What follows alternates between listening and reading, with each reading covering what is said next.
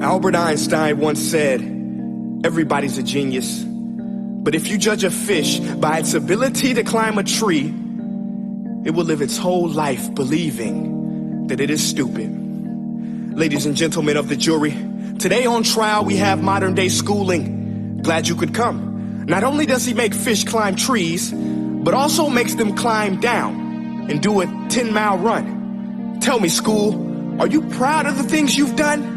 Turning millions of people into robots, do you find that fun? Do you realize how many kids relate to that fish swimming upstream in class, never finding their gifts, thinking they are stupid, believing they are useless? Well, the time has come, no more excuses. I call school to the stand and accuse him of killing creativity, individuality, and being intellectually abusive.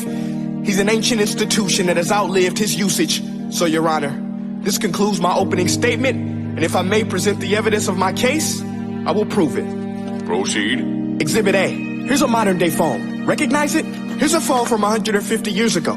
Big difference, right? Stay with me. Here's a car from today, and here's a car from 150 years ago. Big difference, right? Well, get this. Here's a classroom of today, and here's a class we used 150 years ago. Now, ain't that a shame? In literally more than a century, nothing has changed. Yet you claim to prepare students for the future? But with evidence like that, I must ask, do you prepare students for the future or the past? I did a background check on you and let the record show that you were made to train people to work in factories, which explains why you put students in straight rows, nice and neat, tell them sit still, raise your hand if you want to speak, give them a short break to eat, and for 8 hours a day, tell them what to think. Oh, and make them compete to get an A letter which determines product quality, hence grade A of meat.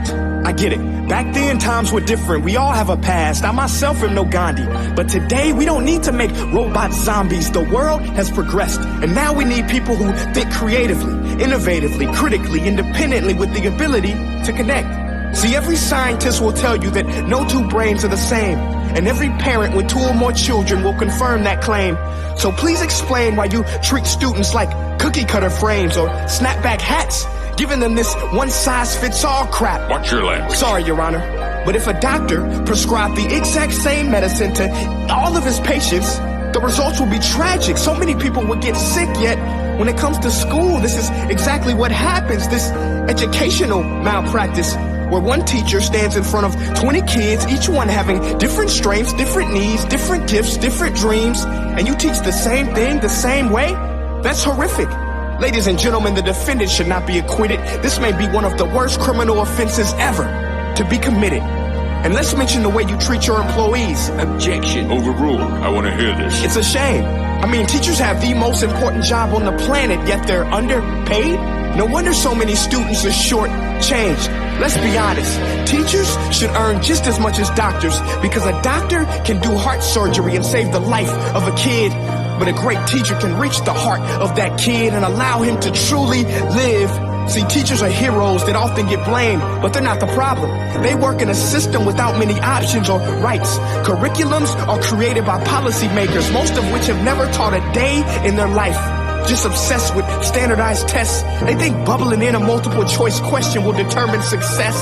That's outlandish. In fact, these tests are too crude to be used and should be abandoned, but don't take my word for it. Take Frederick J. Kelly, the man who invented standardized testing, who said, and I quote, "These tests are too crude to be used and should be abandoned." Ladies and gentlemen of the jury, if we continue down this road, the results will be lethal.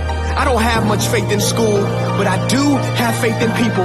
And if we can customize healthcare, cars, and Facebook pages, then it is our duty to do the same for education, to upgrade it, change it, do away with school spirit, because that's useless. Unless we're working to bring the spirit out of each and every student, that should be our task. No more Common Core. Instead, let's reach the core of every heart in every class. Sure, math is important, but no more than art or dance. Let's give every gift an equal chance. I know this sounds like a dream, but countries like Finland are doing impressive things. They have shorter school days. Teachers make a decent wage. Homework is non-existent, and they focus on collaboration instead of competition. But here's the kicker, boys and girls. Their educational system outperforms every other country in the world. Other places like Singapore are succeeding rapidly. Schools like Montessori, programs like Khan Academy, there is no single solution. But let's get moving, because while students may be 20% of our population, they are 100% of our future. So let's attend to their dreams, and there's no telling what we can achieve. This is a world in which I believe, a world where fish are no longer forced to climb trees. I'll rest my case.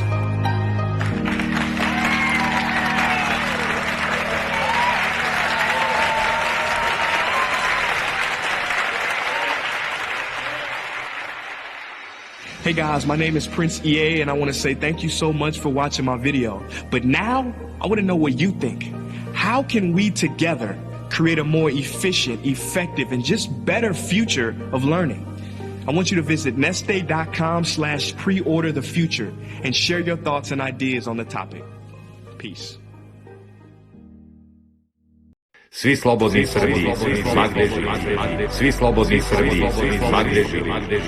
Svi slobodni Srbi, ma gde živeli, slobodni građani Srbije zahtevaju od nadležnih institucija države Srbije poništavanje svih odluka AVNOJ-a kao nelegalnih, nelegitimnih i suprotnih svim pravnim normama.